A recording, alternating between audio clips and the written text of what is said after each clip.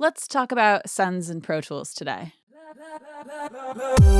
All right, so I have a ton of work to do for work and for grad school, so I'm just gonna try to crank out a couple of shorties for you all. I hope that's okay.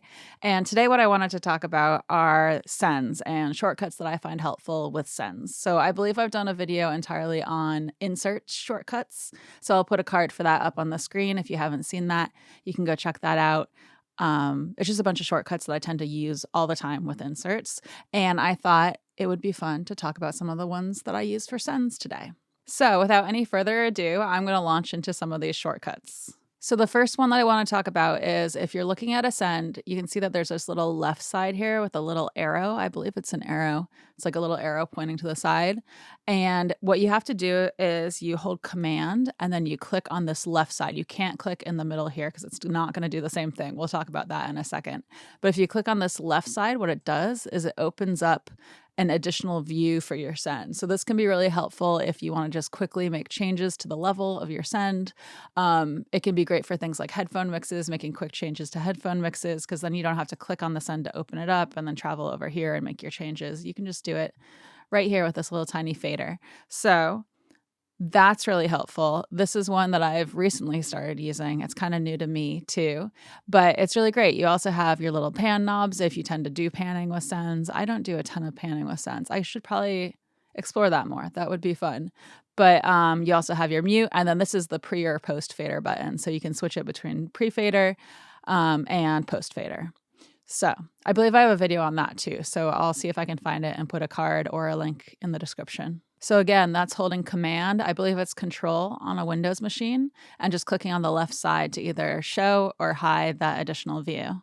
And you can also do command option and it'll do everything within that plugin, that I almost said plugin, within that inserts bank. So see how I have inserts A through E just opened up and inserts F through J are not opened up. So I would have to do it again. Command option click on the left to do all of them, right? So again, that's command option click, and I believe it's control alt on a Windows machine. So a lot of these shortcuts are going to look very familiar to you if you're familiar with the insert ones or if you've been on my channel before. I've mentioned some of these. They're very similar between inserts and sends. So for example, if you want to bypass a send, it's the same way that you bypass an insert. You can just hold command and then click on that send panel. So that's in the middle of the send panel, and that will bypass it for you. Or basically, we call it muting with sends, right? So with plugins, it's bypassing, it activates this bypass button, right? But with sends, it's going to activate this mute button.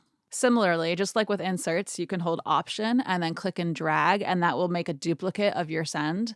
So I use this a lot if I want to send a headphone mix to a bunch of different tracks, for example, or rather have the track send out to the headphone. Similarly, I use it for reverb sends a lot, right? So this is a reverb send. It's doing the same thing. So a lot of times I will just kind of start with the same thing going out to through a bunch of different tracks, and then I will modify them from there. Another one that you might have seen before, because I've definitely talked about this with regular faders, but if you hold option and then click on the fader for the send, it will return it to normal. So it returns it to 0, right? Similarly, if I hold command and then click on this left side, I can click and drag this down, and then I can option click and it returns it to 0 there, returns it to normal, no change, no level increase or decrease, right? So you can use that one. Another one that you can use, I don't use this a ton, but if you want to bypass all your sends at once, you can do control option and then click on the send. And I believe that's start alt on Windows. And that's just control option and then click, or start alt and then click. Now, another one you can use, I'm just going to duplicate this so I have a bunch of examples here. But another one that you can use, I'm gonna bring this over there as well, is you can do command option and then click, and that will bypass all of the sends that are within a specific slot. So here I'm in slot B, I believe it's A through E, so A, B. And if I hold command and then option and then click, it's going to bypass all of the sends that I have in that slot for the entire session. So you can see that happening here. Another good one is control click. I believe it's start click on a Windows machine, but basically if you hold control and then you click on a send, it's going to mute that send and then every send below it. So I can do that on the first one. I can do it on this one, right? It's just muting everything below it, including the one you're clicking on. And this one's a pretty new one for me too. You can also use it on plugins, so I'm kind of excited about that. But basically, if you want to kind of test your signal chain, you can go down the line, right, and really quickly mute and well, it'd be bypass and unbypass your plugins as well. And if you do Control Option click, it's going to do all of the sends below that panel bank. So you see how it's doing it on these other tracks as well. So it's going to do it across your entire session. So that's Control Option click, or I think it's Start Alt click on Windows. Another fun one that's kind of an extension of the plugin shortcuts that we've talked about here on this channel is you have to click the nameplate for whatever track or tracks you want to affect. So maybe I'll do all 3 of these here. But basically, if you do Shift 2, it's going to bypass and then activate, right? Depending on how many times you hit it. The inserts A through E. So inserts F through J are going to be Shift 3. We've talked about that before here, but it keeps going. So Shift 4 is for sends A through E, and then Shift 5 is for sends F through J. And I was wondering, but I figured this out, Shift 1, what does it do? Well, if you look here at the groupings, what it's doing is it's activating and then deactivating your all group. So that's the track group that's named all that Pro Tools just automatically creates for you. So that's Shift 1. It's not a sends shortcut, but here I am talking about it. And then another one, and this is based on which tracks you have selected. So notice I have these 3 nameplates selected, but if you do Shift and then Q, so that's Q like the letter, it will mute and then activate, depending on how many times you hit it, all of the sends for those tracks. So again, that's Shift Q with the nameplates selected for the tracks that you want to affect. So that's about it for the shortcuts I wanted to share today. I hope someone finds this useful. Let me know what shortcuts you like to use in the comments below. I'm always looking for new ones. I'm always learning new ones somehow. This software is so in-depth. So, share them. If you have something that you find really useful, please share it. I would really appreciate it. But I did want to do one more thing before closing out this video, and I wanted to share this session with you all. So I made this beat the other day for grad school homework. So Monday afternoon, I made this. It's, a bunch of MIDI stuff, some samples, like, all these percussion samples, stuff like that. But I threw it together for grad school. And I'm going to keep working on it. I think Evan and I might add some vocals to it and turn it into something. But this is actually a copy of the session. And so what it is I've taken this session and made it entirely stock plugins instead of the plugins that I had in the session before. So these are all plugins that come with Pro Tools Studio here. So I actually looked at the list of what came with Pro Tools Studio because I have Pro Tools Ultimate. So I think some things come with that don't come with Studio. But I went through this entire session and converted it so that it's only these Pro Tools stock plugins. And I did that because I have this video that is coming out soon, hopefully, that I filmed with Splice Music in Sound Factory a while back, and it's going to be coming out soon. And they asked me to make a template for them using some stock plugins. So that's what this is. And I know if you've seen my previous video all about templates, then you'll know what my feelings are about templates sometimes.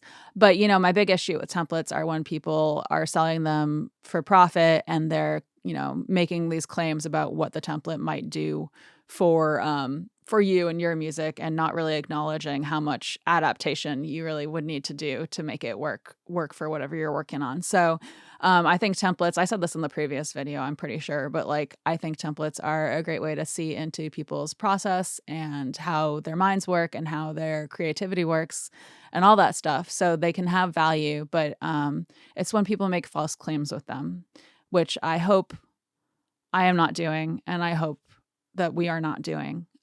It's just kind of a fun thing that will be an extra download if people want on the Splice website. So with that said, I thought it might be fun to just play the beat so that it's out there, what I used to create this template. The template obviously doesn't come with the audio, but this is kind of, a good example of my process when I'm throwing together a beat very quickly.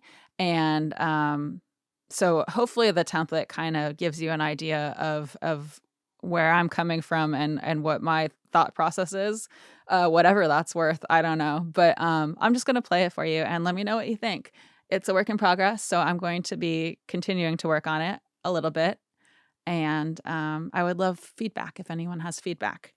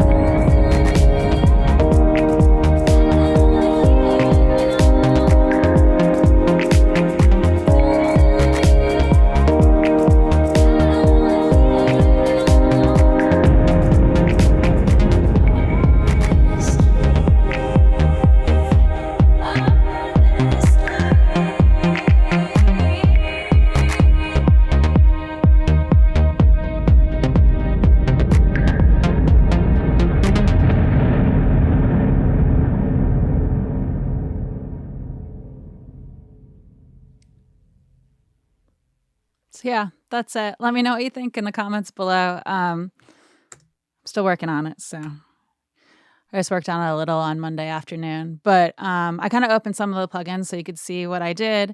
Let me know if you want me to go over what I did in another video, maybe. That might be fun to do. I'm interested to see what'll happen when we add like lead vocals to this and maybe scratch some of those vocal samples. I don't know. We'll see what happens. But I thought it would be fun to share with you. And if you want to get access to this template, then check out Splice Music. I'll post about it whenever it goes live, I'm sure, but that's where it'll be. I'm kind of excited about it. But with that said, please like, comment, subscribe, do all that stuff. I'd really appreciate it. And I have a Patreon, so it's patreon.com/CatoNoise. My patrons get access to additional content. It's mostly been the Discord server lately that I've been focusing on, and our book club, which is on the Discord server.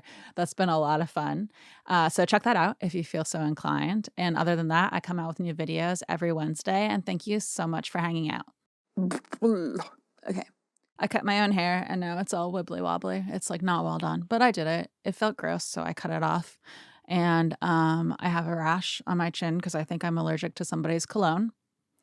They know who they are. And I don't know what else to say. I hope everyone's doing well. Talk to you all later. Bye.